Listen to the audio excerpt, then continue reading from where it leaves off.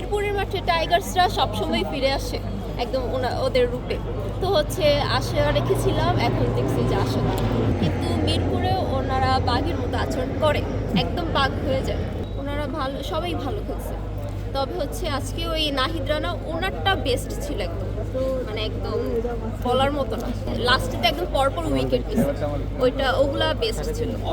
Australia তো কিছু বছর আগে যে ম্যাক্সওয়েল কত ভালো একটা খেলা দেখাইলো, তো হচ্ছে ওইটার পর থেকে অস্ট্রেলিয়া মানে যেই নামটা ছিল আরও নাম করছে এই ম্যাক্সওয়েলকে দিয়ে। তো ওদেরকে যদি হারাতে পারে বাংলাদেশ তো একদম আসবেই, আস্তে আস্তে টপে আসতে পারবে।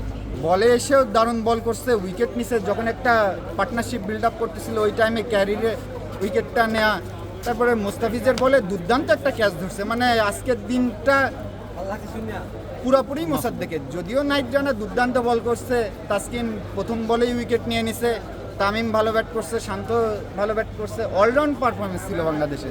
সবচাইতে বড় কথা, বাংলাদেশ নিজেদের মাঠে হোম কন্ডিশনে হোম অ্যাডভান্টেজ না নিয়ে স্পোর্টিং উইকেট বানায় এইভাবে অস্ট্রেলিয়ারে প্রথম ম্যাচে ধরাই দেওয়া। সেই মাশরাফি ভাইয়ের কথা মনে পড়লো যে ধরাই দিবানি, এমনভাবে ধরাই দিল, মানে কল্পনার বাইরে।